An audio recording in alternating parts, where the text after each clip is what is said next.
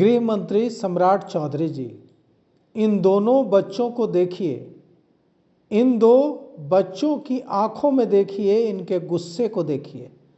इनके सिर पर बाल नहीं हैं क्योंकि इनके परिवार की बुआ, बहन, जो भी रिश्ता नाता होगा इनका अनामिका गुप्ता से, वो अब इस दुनिया में नहीं है।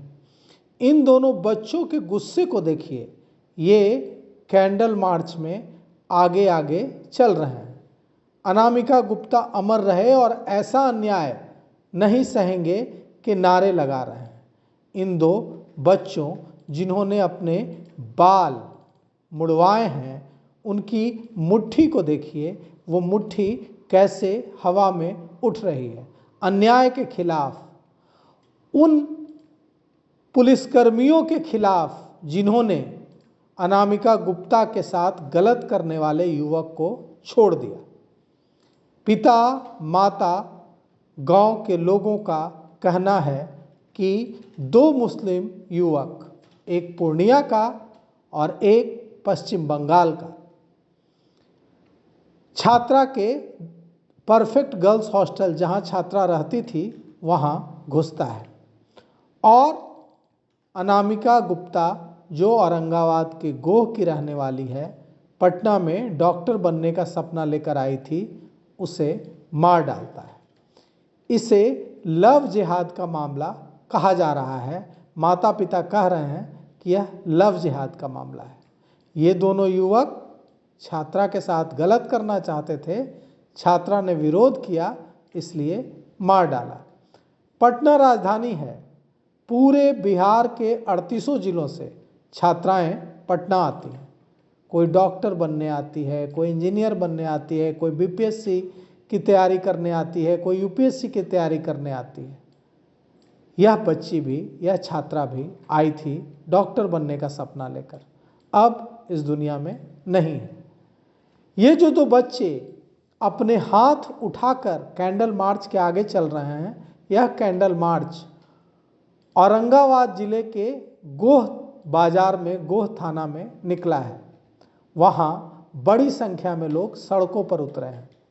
सरकार तो पटना में रहती है, राजधानी पटना में, लेकिन बिहार के एक सुदूर छोटे से कस्बे में, जो लगभग 150 किलोमीटर दूर है राजधानी पटना से, वहाँ कैंडल मार्च निकल रहा है।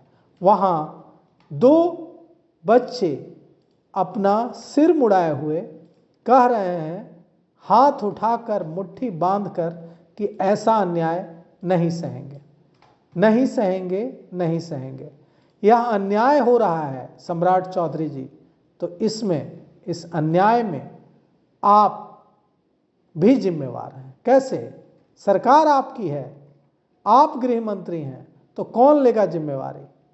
क्यों एक छात्रा के कमरे में, कैसे एक छात्रा के कमरे में दो मुस्लिम युवक घुस जाते हैं और उसकी, या उसे मारा गया है या उसने सुसाइड किया है। वहाँ का हॉस्टल का कर्मचारी मीडिया कर्मियों से, पत्रकारों से बातचीत में स्वीकार करता है कि ये दो मुस्लिम युवक उसे परेशान कर रहे थे। क्यों परेशान करेगा? कोई मुस्लिम हो, ईसाई हो, कोई हिंदू हो, कोई किसी लड़की को जो पढ़ने, डॉक्टर बनने, इंजीनियर बनने पटना आई है, क्यों उसके कमरे में घुसकर कोई परेशान करेगा इतना कि उसे सुसाइड करना पड़े, या उसके परिजनों की माने तो उसे मार डाला जाएगा? अब इन सवालों का जवाब देना होगा। और हायरी पुलिस की परिजनों ने आवेदन दिया लिखकर कि पूर्णिया के और पश्चिम बंगाल के इन युवकों ने मेरी बेटी को मार डाला है। इसके बावजूद एक युवक को छोड़ दिया गया। कैसे छोड़ दिया गया? कैसे पुलिस ने छोड़ दिया? आज तक 14 दिन बीत गए हैं, आज तक पोस्टमार्टम रिपोर्ट नहीं आई है। जब तक मीडिया हंगामा नहीं करेगा, जब तक मीडिया आवाज़ नहीं उठाएगा, शोर नहीं मचाएगा, तब तक पोस्टमार्टम रिपोर्ट नहीं आएगी। यह हालत बहुत चिंताजनक है। क्यों? इसलिए नहीं कि एक क्राइम की घटना हो गई, 2 क्राइम की घटना हो गई, इसलिए क्योंकि बिहार के 38 जिलों से कुछ करने और कुछ बनने का सपना लेकर हजारों हजार लड़कियां पटना आती हैं और इस विश्वास के साथ आती हैं कि बिहार में कानून का राज है, अब जंगल राज नहीं है। यहाँ छात्राएं सुरक्षित हैं, चाहे वो पटना में रहें या किसी दूसरे शहर में रहें।